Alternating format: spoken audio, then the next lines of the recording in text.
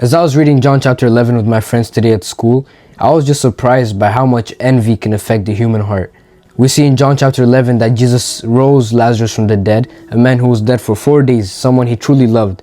He rose him up after 4 days of death. And then we see that there were some people who were there who went and told the Pharisees what happened. And some people believed, and the other people who didn't believe, they went and told the Pharisees. And what we see was the Pharisees conspired to kill Jesus after he rose someone who was dead for 4 days. These guys knew what Jesus did. They knew that the outstanding miracle that he just did, that he rose someone from the dead. And instead of believing in him, instead of saying this is the true Messiah to come, instead they went ahead and plotted on how they could kill him. And I'm just surprised by how much envy affects the human heart. And in Matthew, it tells us that Pilate knew why Pharisees got Jesus arrested was because it was envy, not because he did anything wrong, right? So envy is jealousy of others. And Jesus had many people who envied him, people who were jealous of him. When Jesus first came into the world, before he could even speak, people were trying to kill him. King Herod tried to kill him because he found out that a king was being born and he was afraid of his spot being taken. So he went ahead and killed every boy who was under 2 years old in Bethlehem.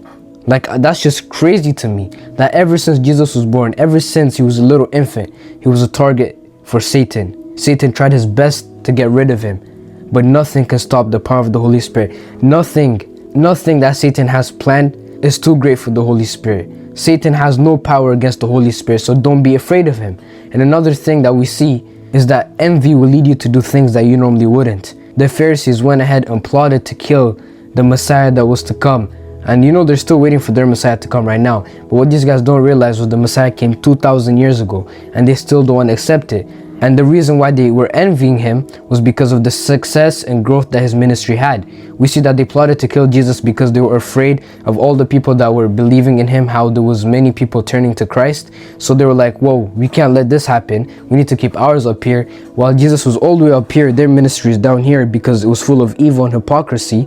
They wanted to tear down the ministry that God planted through Jesus so that theirs may be exalted, which is completely wrong. And you know, sometimes we do this in our lives when we see others who have success in what God has called them to do, who God is bearing much fruit in, who God is providing success to, instead of being happy in the position that God has given us, because we know some people have 5 talent jobs, some people have 2 talent jobs, some people have 1 talent job, according to the parable of the talents in Matthew 25.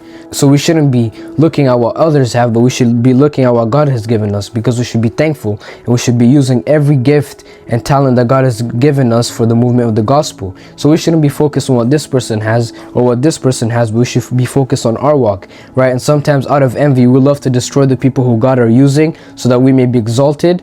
But that is completely wrong, because we should be more focused on bringing more souls into the kingdom, not about who has more views or how many people go to this person's church, or I don't have this many people. We shouldn't be focused on these things. We should be more focused on drawing souls into the kingdom, the way Christ came to do, to restore you, me, and everyone around the world. So we shouldn't be envying others. Instead, we should be loving on others and helping others grow, even the ones who are ahead of us, so that the movement of the gospel may be spread and not brought for our own glory, but for the glory of Jesus. And I just encourage you guys to keep envy out of your life, because it will lead you to do things that you normally wouldn't. That's my message for y'all.